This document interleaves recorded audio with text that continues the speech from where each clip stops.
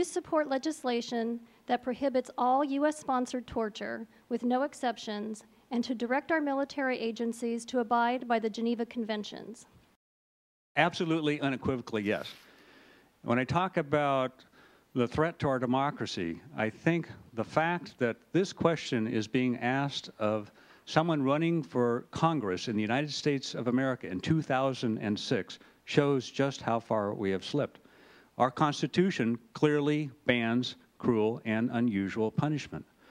And yet, we know for a fact that our soldiers and the interrogators have been carrying out cruel and unusual punishment. My opponent voted against the House version of an amendment when it came to a conference committee to prohibit the use of torture, of cruel and unusual punishment by U.S. forces. Absolutely, unequivocally, I oppose torture, and I absolutely, unequivocally support demanding that our troops abide by the Geneva Convention. Very difficult to answer that question in 1 minute, but let me just say this. And I've talked with Senator McCain about this, who was the author of the bill that came before us in terms of torture. He said that even though we would ban it in this legislation, if in fact we had someone who had information that would lead us to protect 3,000 or 30,000 or 300,000 Americans, what would we do? And he said, we'd do what was ever necessary. I don't think that's good enough. I think we ought to establish exactly what the boundaries are. If there are specific circumstances in which we would allow more difficult types of interrogation, we ought to say that in legislation. We ought to be upfront about it at the beginning and not say, well, our interrogators can do it, and after the fact we'll figure out what the defense is for them. All I'm saying is, if we take that position, we ought to state it in law, and we ought to be upfront about it at the very beginning.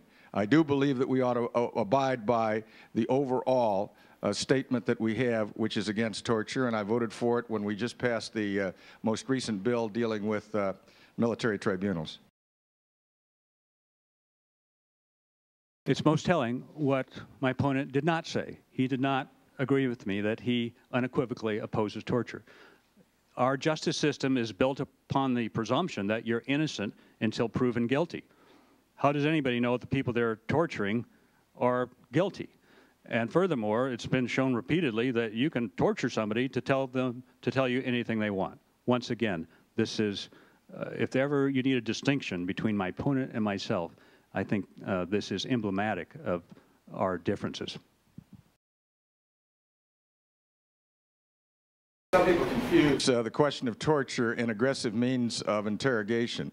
And we have tried to make it clear. We have tried to make it, well, you can laugh if you'd like to. We happen to have a system in which we had aggressive means of investigation utilized against some of the most high-value al-Qaeda representatives in the world, and as a direct result, we have saved American lives by stopping certain attacks on American interests around the world in this country. Now, people can say that happens by happenstance. It doesn't happen by happenstance.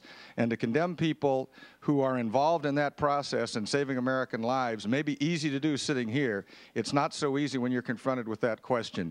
If it were such an easy thing to do, we wouldn't have the debate in the Congress. And maybe Dr. Durston will learn, if you go to Congress, that the debate is because they're difficult issues. It is not as simple as getting up and saying, absolutely, I'm against it, we won't do anything. Depends on what your definition of torture is. I think